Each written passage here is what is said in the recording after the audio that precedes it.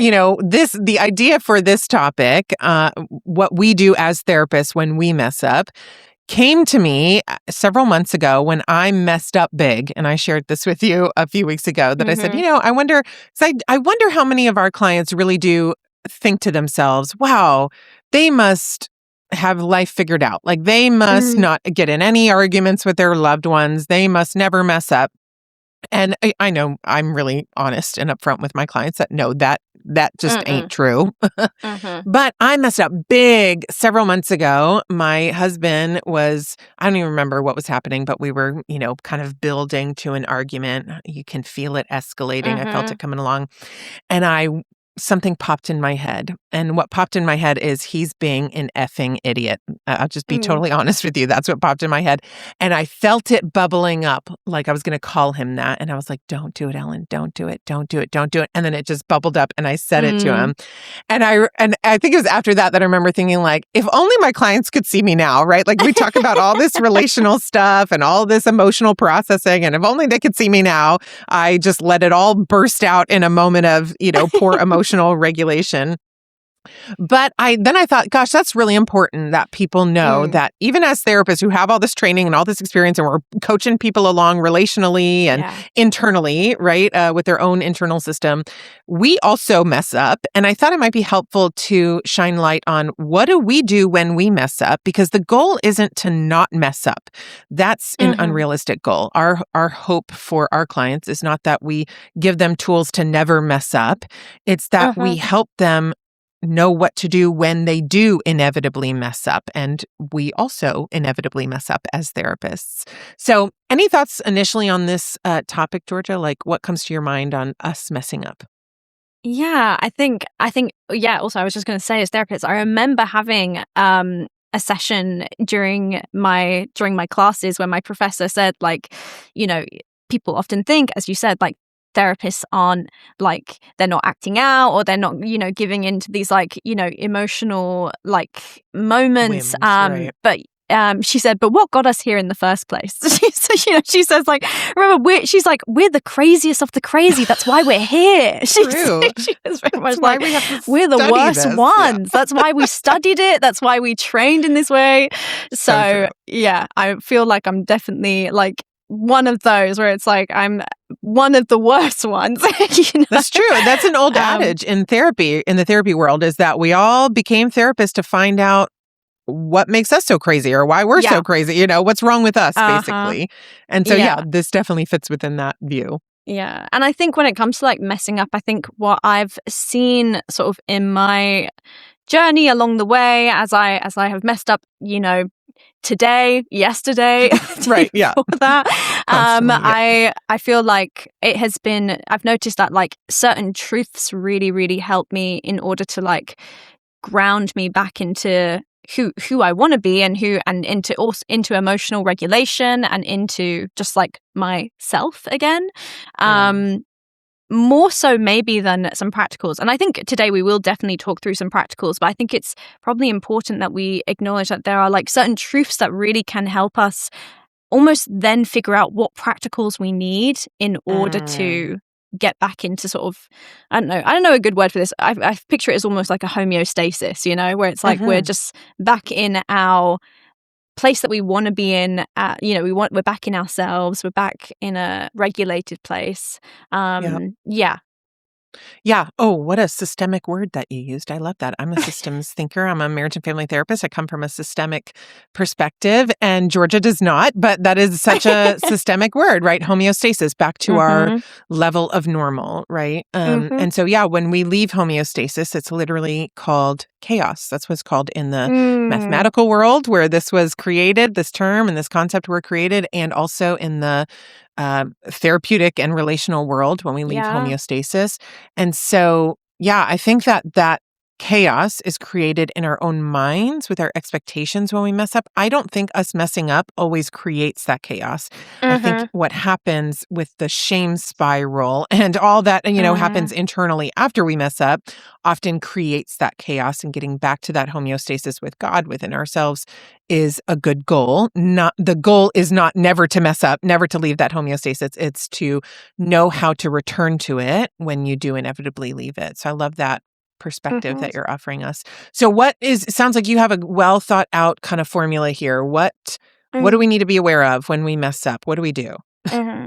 I think even you saying the word chaos, like really, it brings to light, I think, one of the first things, which is that, we're already operating in a fallen world. We're kind of already in the midst of a chaos. And so our failures, our shortcomings, like Jesus or God, like, the Trinity, they're not undone by our failures because they're very aware we're operating in a chaotic version of what was meant to be this, beautiful world. I think that is really helpful in terms of, like, I think sometimes we can feel that when we mess up, I think for those of us who are Christian, like, we can feel like God is so completely unraveled. Like, our relationship with him is unraveled. Our sense of him falls apart. Like, our sense of ourselves falls apart when we're messing up. But I think even just acknowledging, like, God's perspective, which is that, wow, you are doing your best in this, chaotic world, in this world that is fallen, and his ability to be, like, not undone, not unraveled by our shortcomings, I think is a real initial anchor. I think just knowing you may feel like you're unraveling, but he isn't. And I think that is a helpful distinction, or just a helpful, first layer anchor. Yeah. Oh, I love that. That's what I had as I was contemplating this topic. That's a lot of what I was thinking is, I often say to my clients, right, it's kind of the two sides of one coin. It's the same thing to say both you are not good enough and you'll never be good enough. Like, you can never earn God's love. There's nothing you can do to be good enough for God, but also he has found you worthy. Therefore, he has made you good enough, and there's nothing you can do to take it away, right? There's nothing you can do to earn it, and there's nothing you can do to take it away. So there is a grief in that we are no longer in Eden, that we are not whole with a capital W, right? Like the way we were created to exist. There is a grief in that we do have a separation with God because we don't live in Eden. But also there's great comfort in knowing we can never earn God's love. We can never be good enough. The Bible says even our righteous deeds aren't good enough. They're like filthy rags in comparison to God and what he expects from us, right? So we can, there's sadness in that, but there's also great relief in that we aren't in this world to earn God's love, to earn our salvation, to reach a level of righteousness, right? I think that's such a part of the modern Christian world. Certainly how I grew up thinking is there are these levels of righteousness and you need to level up. The longer you walk with God, you need to level up. And if you fall, you go back, you lose a life, you go back to down a level, right? And so I just don't think that's how God views it at all. I think he expects all of us to mess up because he knows that we're human. Just like I expect my 4-year-old and my 7-year-old to mess up. In fact, my 7-year-old has OCD. And frequently, when I correct him very gently on something pretty innocuous, right? Like, next time, let's use this word instead of that word, or this tone instead of that tone, he will freak out and he will have a little breakdown, and he is filled with a lot of shame. And he'll say, "Mommy, I'm only 7. I didn't know that yet." And I'll say, "I know, you're not supposed to know that yet. That's why I'm teaching you," right? And I wonder how many times God has the same interaction with us, right? He's like, we're so filled with shame when we mess up. And he's like, it's okay. I know you don't know. You're human. I'm God, you're not me, right? I didn't expect you to do this perfectly. I expect you to mess up. I expect you to get back up and reconnect with me and do better. But just like my 7-year-old, I expect him to try again and try to do better. But even in that, I expect him to mess up again and again and again because he's only 7. And so, I love that we don't live in Eden, and we need to be really aware of that when we mess up and not let it lead to a big shame spiral. Yeah, and even just thinking about that story with your son, about how I'm certain that in those moments that doesn't undo your relationship with him. It's not like you guys have taken several steps back in terms of your closeness, your understanding of each other. If anything, Yeah. maybe it even like helps and strengthens your sense of like, wow, we got through that like misunderstanding of each other, or that like learning together. And I think that is also a way in which, we can look at our shortcomings that I think is quite different to I think certainly to what I was taught, which is, as you said, like this idea of like we take steps backwards when we mess up. It then has it indicates something about my relationship with God, that I am still able to fall short in that way. It indicates something about our closeness, when I don't think that's necessarily the case. I think what it indicates at the end of the day is I'm human, but it doesn't necessarily alter the relationship. It may even, if I go through it with God, strengthen, which is like so amazing that God can even use like our failures and shortcoming and sin to strengthen our relationship with him. That is like topsy-turvy. Yeah. And so cool. Like that's such a benefit of being a Christian Yeah. and being in relationship with God, is that even our failures can be used for good, right? That's what God promises us. But I want to highlight something you said, that those moments with my son often help create deeper intimacy and deeper understanding of each other, which I think leads to intimacy, right? But it would not work that way if my son said, I'm only 7. I don't know this yet, right? And then he ran off into his room and didn't let me come offer him a different perspective, explain my perspective.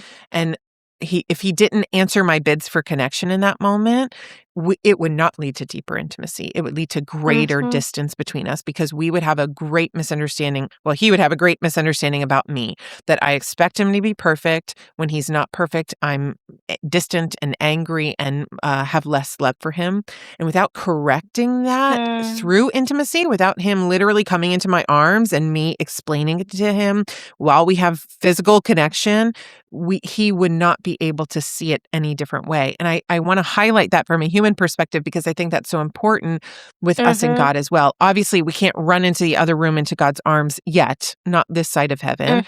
But if we don't create that space for intimacy with him in those moments of shame and mistake and messing up, then we will stay stuck there. We will stay stuck in the he loves me not stage of, when I mess up, I'm a bad Christian, he doesn't love me. And when I do good things, he does love me, and we are close to each other. And if we don't act, like, we have to be really active, proactive even, but also active in that moment to build that intimacy with God in those moments, or else we will stay stuck in that misunderstanding and misconception. Yeah. And I know personally, I find that so important, because even as we said, we want to talk about some of our shortcomings today and the ways that we kind of, don't always do the right thing. And I think for me, like, so often my temptation is to withdraw, to sort of like disconnect myself from like feeling and thinking. It's like, I can so often just want to do that just for like a, out of a desire for like a peace of mind almost. But it's not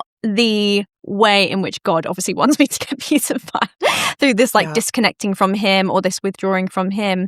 And where was I going with that? And so I think even I think that is so important for me, because that is my nature, to go, oh, you don't understand, so I'm just going to withdraw.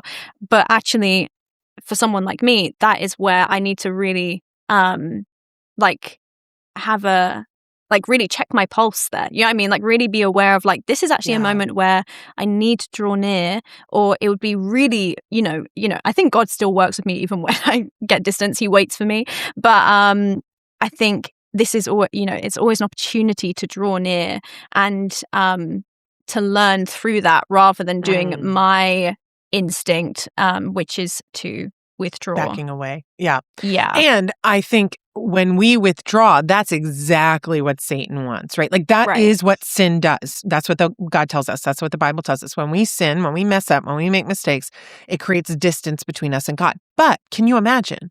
Our heavenly parent has paid that price literally with his own blood and said, look, I've covered over every time you mess up so that we can still be together. That's the whole point he did it. And can you imagine when we mess up now, the price has already been paid and we withdraw from him? I can imagine how painful that is for me as a parent. I could not imagine how painful that would be for our heavenly parent who paid the price with his own life and is perfect, right? And so in the same, to bring it back down to an earthly example, if my son, when, he has those freak out moments and said, I'm only 7, I didn't know. And then he ran into his room and refused to listen to me, to hear it from a different perspective, even refused to let me hug him or comfort him in any way in his own shame. That would be so detrimental to our relationship. And it would be so painful to me as a parent, because here I am thinking you're creating this narrative that isn't even true. And I've gone about, right? It's my job to teach you, not your job it's my job to make sure you have this knowledge. You don't need to worry about it. I've done everything I can. And here you are backing away from me, which is the very thing that I want so desperately, right? That's why I'm teaching you all of this, so we can have greater and greater connection. So I just can't imagine it to God. He's like, I already paid this price. I've already forgiven you. And here you are backing away when you don't have to. And I know what that's like to be a child of God and feel, I don't know if everyone feels it this way, but I feel so prickly. When I mess up, my haunches go up. I get really prickly. I think because it feels so vulnerable and that shame starts to creep in, and I don't want to break. I don't want to feel that vulnerability. But I think it's so counterintuitive. But I think the practical that we're offering to people right now is don't let shame take over, and also, come to expect to mess up. And when it does, even though it feels counterintuitive, run to God's arms. Even though it feels so uncomfortable, run to God's arms. Because what I feel when I do allow myself to run into God's arms, is all that prickliness, all those thorns that are coming up outside of my heart to protect my heart, they start to melt away, and I soften much more quickly. And then I'm able to engage in the emotional process of moving through that mistake, right? Feeling the shame, not being ruled by it, letting it come like a wave and go, and then grieving my fallenness, grieving the fallenness of this world that led me to that mistake, right? Having compassion, seeing that through God's eyes, having compassion for me in the mistake that I made, the same way that God would, right? Reaffirming the connection that I still have with God that is not lost because he paid that price for me.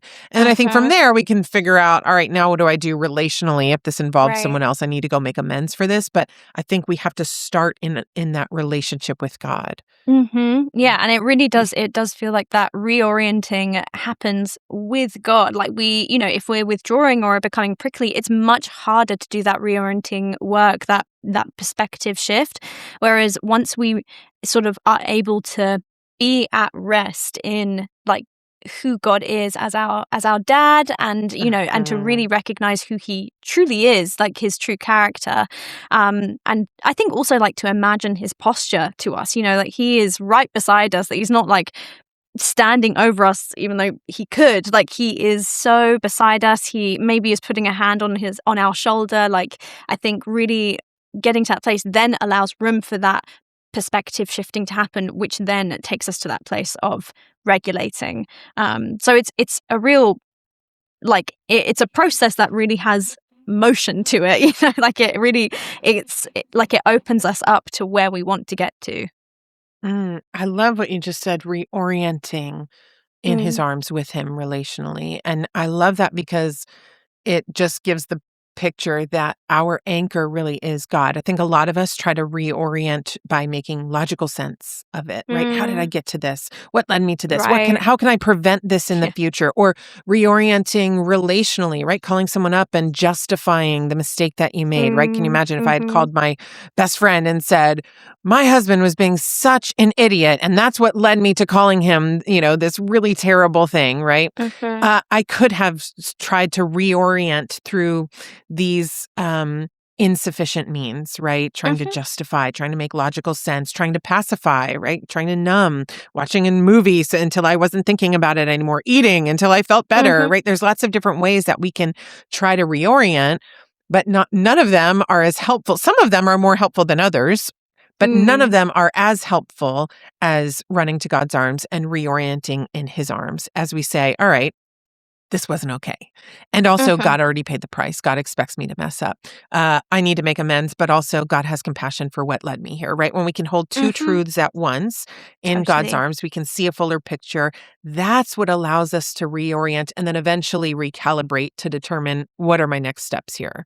Yeah, absolutely. And I remember I used to work like that, certainly. Like when I remember when I was in my early 20s, I had such a striving to regulate differently. I was so aware that I was chaotic and I had no idea how to fix it. And I was really trying with every part of me. Like that's why I would say to God all the time, I'd be like, I'm really trying. I'm trying to be secure. I'm trying to not like I think to be honest, to be secure was like the main thing for me at that point in my life. And I would journal for hours trying to work out the root of what and which, and, trying to figure out what is the sin that then leads to this, which then leads to that thought. I would spend hours just, writing pages, and it took the edge off maybe, or like would give me some correctional ideas, but it wasn't really, it was that kind of logical process. It was like me trying to figure it out like an investigator rather than a daughter. I wasn't really paying attention to like relationally what can happen with me and God, or like relationally what's happening when I'm being insecure or when I'm in that place. And it was only when I really started doing that practice and started really experiencing God's response to my shortcomings, like in our relationship, not in my writing and trying to figure out the root of it, that I was then able to see difference and able to actually like get more freedom from it. And obviously, I think an important thing that should be said is that life is long. This stuff is lifelong. There's, we're going to be coming back to this stuff throughout our lives. We've already said this isn't like a way of like getting better and better as a Christian. We'll come back to this stuff, but I think it did provide like more freedom in that area and a deeper relationship with God, which I think ultimately, as we said, is the goal. So I really relate to that logic approach and the limitations of it. Yeah, I love what you're saying, because it's not that those things are bad, right? To journal, to read a self-help book, to read a psychological book, to try to understand what logically led you to this. I think those can be really helpful things. I think the problem comes when we think that the solution lies in finding out the why, or in finding out new ways of relating, or new ways of expressing ourselves. Those are so helpful. I certainly think we can devote lots of time and energy to that. But I think as Western-minded Christians, we have to really get in our head that that is not the solution. The solution is intimacy with God, the solution to security, the solution to shame, the solution to whatever we're battling in our minds and hearts. The solution is in intimacy with God. And honestly, if that is our goal, like that's how I kind of approach my life, is my ultimate goal in life is to get closer and closer to God. If that's my goal, instead of this behavioral minded, my goal is to become more and more perfect. I think that's kind of the distortion that I grew up with in Western faith-based culture, is your goal as a Christian is to get more and more close to perfect. You'll never be perfect this side of heaven, but you should become more and more close to perfect in your behavior. Yeah, keep striving for it, and you'll get more and more close to perfect the longer you walk with God. I think there might be some truth in that behaviorally, but I don't see evidence in the Bible that that is the goal of our faith, is to make our behavior more and more compliant with our faith as we walk with God. I think the goal is intimacy with God. And the great news about that is we can have walked with God for decades and still call our husbands an effing idiot and still build intimacy with God through that, right? Like that doesn't hinder us in building intimacy with God. And God is so amazing. He will even use that low point to build intimacy with us. So that is great news, but we have to kind of recalibrate, reframe our goal, our mindset, our frame of heart, that our goal is not to make our behavior more compliant. Our goal is to build intimacy with God. And that is not dependent on our behavior always. Yeah, it is. It truly is like about our hearts, which we see throughout the Bible. It's like Yes. God is so much more interested in our hearts, the posture of our hearts, its disposition towards Him, than in our ability to be righteous, like I say in Yes. quotation Our marks, in terms of behavior. like Yeah. the righteous behavior, the morally upright behavior. Yeah. It's really backwards, right? Because I think what I see in the Bible is if you build intimacy with me, your behavior will naturally flow out Yeah. of your righteousness in your heart, out of your intimacy with me. But we are so focused on our behavior first, and we expect that our hearts will follow, which I do think there's some evidence in the Bible. Hey, when you're not feeling it, still do it God's way and wait for your heart to follow. I think there is some evidence there. I don't think that that is the norm. That's not how God calls us to live generally. Do the behavior and then, that will build heart will intimacy with follow. God. It can work that way, but I think it's supposed to work the other way. Build intimacy with God, fall deeper and deeper in love with Him by getting to know Him more and more, and therefore getting to know yourself more and more. I would say that's some of the greatest self-discovery that's happened for me is sitting before God, being held in His arms. That's how I know more of who I am by one, understanding Him, but seeing myself through His eyes as well, right? Especially in these moments of mess up and shame and, vulnerability. You go to Him and you learn so much more about yourself. That's what builds intimacy, and that's what will help our behavior comply. But we can't start with the behavior and hope that our hearts will, hope that our intimacy will follow. That's backwards. That's upside down. We have to start with intimacy and then expect that our behavior will follow. Not using that as an excuse. Well, I don't feel close to God, so I'm free to mess up. No, we still need to strive for behavioral compliance while not making that the goal of our faith. The goal of our faith has to be intimacy with God. So I love that we've given our listeners a new goal, right?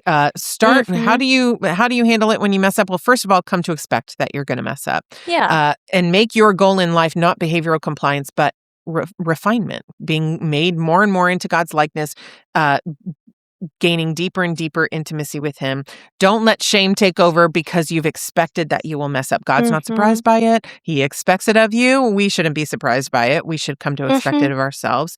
When we do mess up, run to God's arms. As counterintuitive as that feels, run to God's arms. And I love what you said earlier, Georgia, that it's not that we have to jump up to His throne to go into His arms. He will meet us where we are. All we have to do is crawl over into His arms in our lowly place and lean our heads right over onto His shoulder. Yeah, I love that. So come to expect it. Don't let shame take over because you've expected it. Run to God's arms when you do mess up. Let that space, that intimacy with Him reorient you and your perspective. Yeah. See both sides of the truth. What's true about what led you to that so you can have some compassion for yourself, and what's true from a righteousness perspective. That wasn't okay. God grieves over the pain that you've caused other people or even the pain you've caused yourself there. And then use that time to regulate and figure out next steps. What do I do now, right? How do I repent behaviorally? How do I make amends if that's applicable? What else would you add to this formula that we're creating for people? I feel like we've pretty much captured quite a lot of it. I think there are a couple of things that help me as like some sort of I suppose like in between practicals of this stage. I think, like best case scenario, I think is when you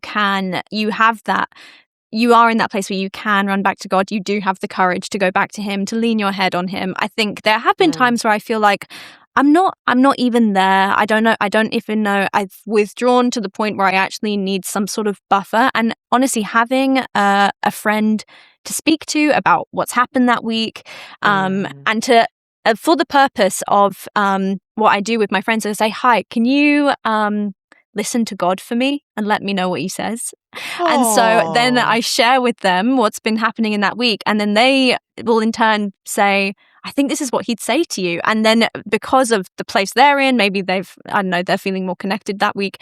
They're then able to listen to the Spirit and sort of lead me back. The things I've heard in the past have been like, I think God would say to you that I think God would say to you that love is everything to Him.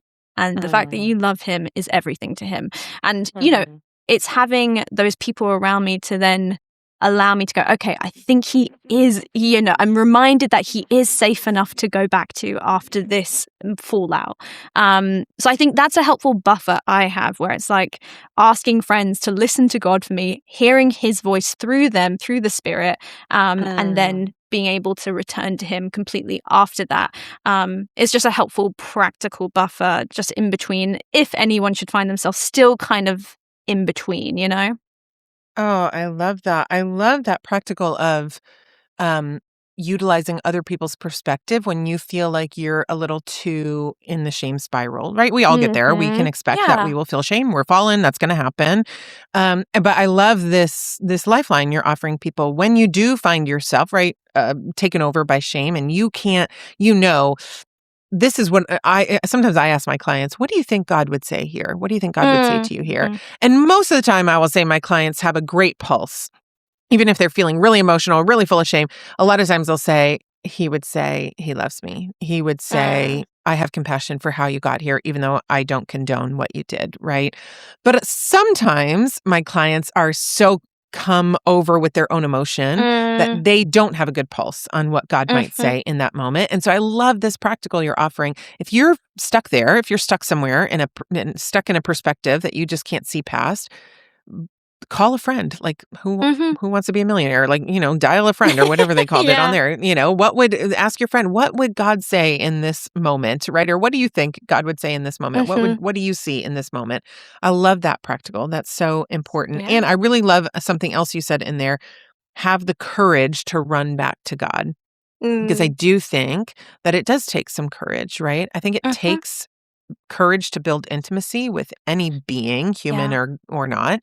And it also takes courage to fall into the safety net of the intimacy you've already built when you mess up. I think in our last podcast episode, we talked about a tightrope, and I use this as an example a lot in relationships, that when you're walking on the tightrope relationally and you fall off that tightrope as a couple or as a friendship or with a parent or child or even with you and God, and you're down, you fall into the safety net. The safety net is the intimacy that you've built over years and years with God. It's the whole love note of the Bible that God made for you, him literally giving his life. You might not see eye to eye on the tightrope. That's okay. That's going to happen. We need to come to expect that. But whenever you fall off of it, you're landing in the safety zone of that safety net. And that's the arms you can feel of God wrapping himself around you, saying, even here, I love you and we're going to get through this, right? We've gone through worse before. I've been through worse before. We can get through this. We can get through anything. Yeah. And that's such a reassurance to know that net is always there, like regardless of the mess up, like there is nothing too big for the net. But I was going to check as well, is there anything that you would also add to this, or any practicals for you, or anything you'd add to the process? I think just the only other thing that I had in my notes here was, so we've talked mostly today, which I think is good because this is where the majority of it lies. Relationally with God, how do we handle messing up? I think the other part of that, once we've reoriented with God and regulated, then the next step is to make amends, to strive for righteousness, to repent, right? And sometimes that involves other people and sometimes it just involves our own actions. But I do think that what I try to do when I mess up is provide the whole story for whomever I'm apologizing to, right? So with this example with my husband, I went back to him after I didn't go back right away because I hadn't processed through all of this, right? I would have gone back and apologized for behavioral purposes only. But I think what I did say right away was, that wasn't okay. I'm sorry. Let's talk about this in an hour after I've had some time to regulate, right? So I call that a temporal boundary, a little bit of a buffer so that I can regulate and reorient with God and then come back and really come wholeheartedly to apologize and offer perspective and then figure out next steps. And so after that buffer, I did. I went to God. I, tried to do all these things that we talked about. And truthfully, what I did first with God is I went to God and I was angry because that was the first step in my emotional processing. I was like, I can't believe you put me with this man who is sometimes so dumb, right? And I let God just sit in that with me for a second. He didn't jump on the bandwagon. He wasn't like, yeah, he's real dumb sometimes. He just was lovingly listening. And then even just sitting and acknowledging that you're sitting in God's presence really curbs that, right? I could could have sat with you and talked for a lot longer about how dumb I thought my husband was being in that moment. But when you're sitting in the presence of the Most High and you're complaining, there's something about that it just kind of quickly, even when you have that intimacy with God, I think there's space between me and God for me to be upset about something like that, to lament something like that, because my husband is as fallen as I am, right? So like his fallenness is going to impede my life sometimes, just as mine is going to impede his. So I think there's some room for me to, like have that space to be like, I have a little tantrum with God. Like, I can't believe, he does this and that, and it impacts my life this way. But I think sitting before God, I very quickly realize how fallen I am as well. And that's what allows me to have compassion for whoever I'm feeling mad at. In that example, it was my husband, right? And to say, you know what, how many times has he thought the very same thing about me? And he would never say those words to me. He would never say that to me, right? And so that just pierces my heart very quickly. And then when I feel that heart pierce, I think, because of the way that I try to approach life, which is refinement is everything because it leads to deeper intimacy with God. When I feel that heart pierce, it's a familiar feeling of grief and also gratitude. Like not gratitude, but just this feeling of, oh, good, this is what I should be engaging with. This is what it should be, right? It's kind of like it hurts so good. Like, oh, good, I'm being refined in this very moment. And so I think because of that, I'm able to get past some shame a little bit more easily to say, oh, man, I really messed up. But that's so good. I can use this to be made more into God's likeness. Me and God can use this. Me and my husband can use this in our own intimacy, right? And so I don't get stuck in that shame spiral. I'm already in God's arms. And then when I go to my husband, I can offer a full perspective and say, hey, look, here's what was happening in that moment for me. I was thinking about something else. I wasn't even really paying attention to what you were saying. And, then you kept saying this or doing that. And it was just like, an annoyance that kept growing bigger. And what I should have done is stopped what I was doing, listened to you so that we could be in that moment and I could give you my full attention. I didn't do that. And that led me to bubbling over with anger and saying this terrible thing to you. And that was not okay. I'm so sorry. Next time, I really want to do better to put down what I'm doing and give you my full attention so it doesn't get there because you deserve my full attention. You certainly don't deserve, such disrespect and rudeness in that moment.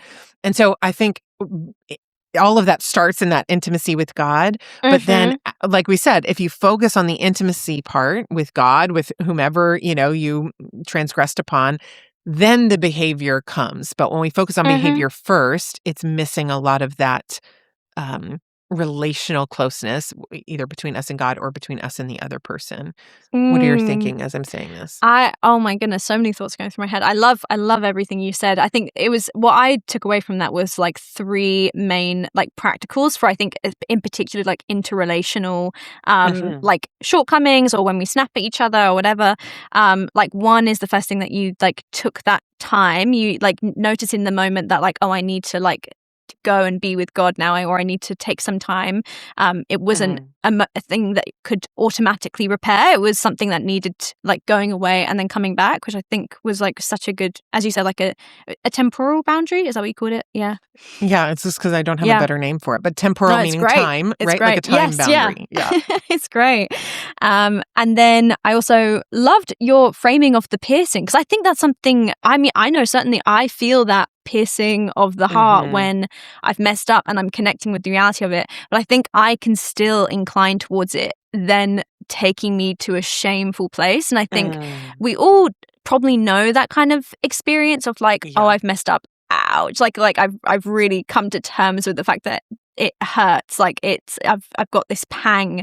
But I love your like reorienting of it again. I think again where it's like it's an opportunity to notice it as like a refining. It's like it's a sharpening pain. It's the doctor's tools. It's not a devastating pierce to the heart. It's a corrective pierce to the heart. And I love that because I think that just helps us interact with it in a way that like is more aligned with, I think, how God interacts with the way our heart is pierced. And then also I loved what you said about giving the whole story, and that the whole story included even the idea of the next time. Like it was so inclusive of like everything that led up to this point, but also what I'm anticipating next time you come up against my shortcomings, because there will be a next time. That is the reality of like life shared with humans, is that there's going to be a next time. So I just love that the whole story incorporated that aspect as well. So yeah, I loved that. And I think there's even room there to ask those that we're in close relationship with, our parents, our friends, our spouses, or even our children, to say, next time I want to work on giving you my full attention.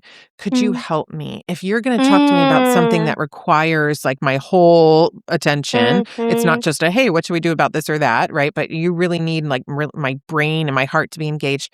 Could you signal me somehow? Could you let me know, hey, when is a good time to have a bigger talk, right? So like, I think even when you're making amends, when you're repenting, when you're asking for forgiveness, there's room to say, next time, could you come along and support me in this? You're not giving the problem to the other person. You're not saying, you should have told me, therefore this is your fault, right? That is not an appropriate way to make amends or to feel your own, that gut punch, right?